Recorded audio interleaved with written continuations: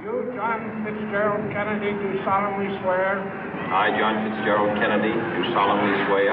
That you will faithfully execute the office of President of the United States. That I will faithfully execute the office of President of the United States. And will, to the best of your ability.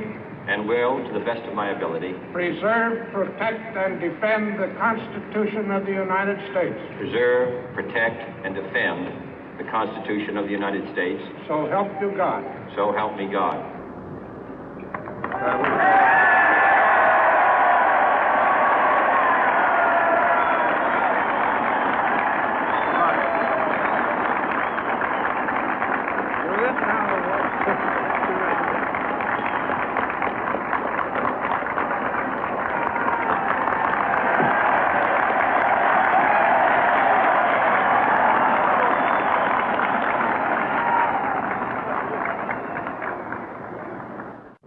Vice President Johnson, Mr. Speaker, Mr. Chief Justice, President Eisenhower, Vice President Nixon, President Truman, Reverend clergy, fellow citizens. We observe today not a victory of party, but a celebration of freedom, symbolizing an end as well as a beginning, signifying renewal as well as change. For I have sworn before you and Almighty God the same solemn oath our forebears prescribed nearly a century and 3/4 ago. The world is very different now, for man holds in his mortal hands the power to abolish all forms of human poverty and all forms of human life. And yet the same revolutionary beliefs for which our forebears fought are still at issue around the globe.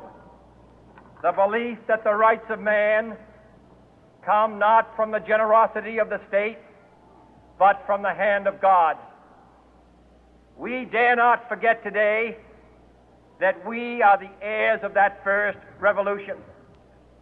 Let the word go forth from this time and place to friend and foe alike that the torch has been passed to a new generation of Americans born in this century, tempered by war, disciplined by a hard and bitter peace, proud of our ancient heritage, and unwilling to witness or permit the slow undoing of those human rights to which this nation has always been committed and to which we are committed today at home and around the world.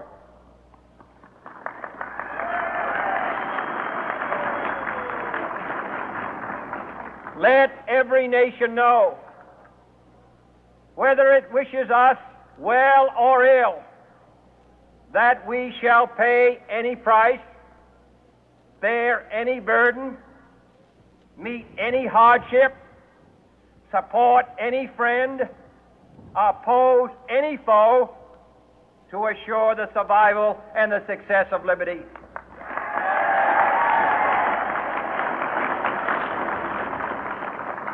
This much we pledge and more.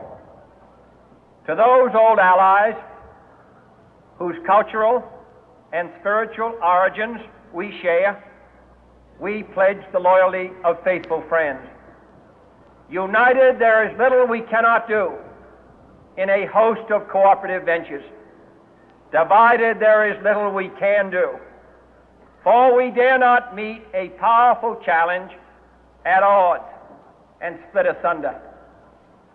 To those new states whom we welcome to the ranks of the free, we pledge our word that one form of colonial control shall not have passed away, merely to be replaced by a far more iron tyranny. We shall not always expect to find them supporting our view, but we shall always hope to find them strongly supporting their own freedom, and to remember that in the past, those who foolishly sought power by riding the back of the tiger ended up inside.